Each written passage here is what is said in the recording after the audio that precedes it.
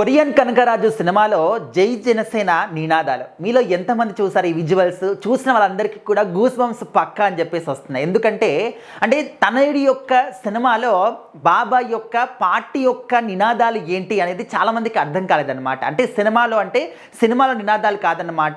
వరుణ్ తేజ్ గారు ఎక్కడికైతే ఈ సినిమాని చూడడానికి వెళ్ళారో ఆ థియేటర్లో మొత్తం కూడా జై జనసేన నినాదాలు వినిపించాయి.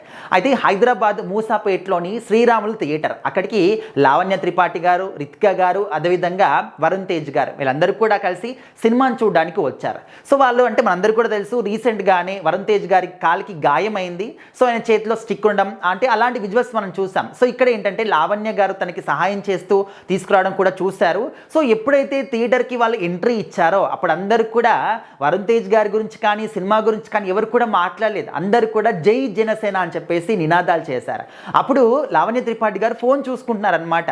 సో సడన్గా ఎప్పుడైతే ఈ నినాదాలు వచ్చాయో తను కూడా ఇంకా ఆ ఫోన్ పక్కన పెట్టేసి నినాదాలని ఎంజాయ్ చేస్తూ వచ్చింది. తను కూడా జై జనసేన అని చెప్పేసి ఆ నినాదాలు కూడా చేసిందన్నమాట. చాలామంది కూడా పవన్ కళ్యాణ్ గారి ఇంపాక్ట్ ఏ విధంగా ఉంటుందనేది తెలియదు అన్నమాట. ఇలాంటివి చూసినప్పుడు పవన్ కళ్యాణ్ గారి యొక్క గొప్పదనం ఏంటి, ఆయన యొక్క ఆ మానియా ఏంటి అనేది అందరికీ కూడా అర్థమవుతూ ఉంటుంది. సో మరి శ్రీరాములు థియేటర్కి వరుణ్ తేజ్ గారు, లావణ్య త్రిపాఠి గారు వీళ్ళందరూ కూడా సినిమాని చూడడానికి వచ్చారనమాట.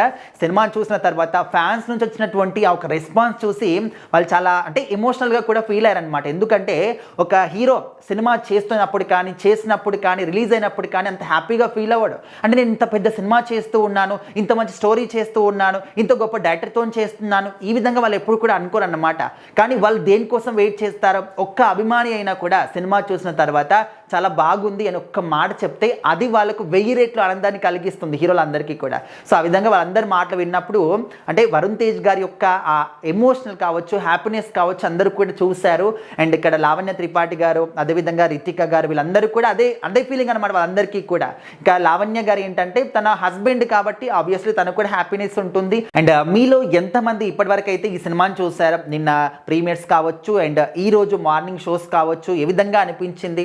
ఈ సినిమాలో ముఖ్యంగా వరుణ్ తేజ్ గారి యాక్టింగ్ అనేది పీక్ స్టేజ్ అన్నమాట. ఒక కొరియన్ దయ్యం పట్టడము, సో ఆ తర్వాత అక్కడ కొరియాకు వెళ్ళినప్పుడు అక్కడ ఏ విధంగా ఉన్నారు, ఆ ఫైటింగ్స్ కావచ్చు, కామెడీ సీన్స్ కావచ్చు, హారర్ కామెడీ కావచ్చు, చాలా అద్భుతంగా అన్నమాట. ఇలాంటి సినిమాలు ఇంతకుముందు కూడా వచ్చాయి, హారర్ ప్లస్ కామెడీ సినిమాలు. కానీ వరుణ్ తేజ్ గారికి సెట్ అయినట్టుగా ఇంకా ఎవరికి కూడా సెట్ కాలేదని చెప్పేసి అందరూ కూడా పర్ఫెక్ట్గా చెప్తూ ఉన్నారు.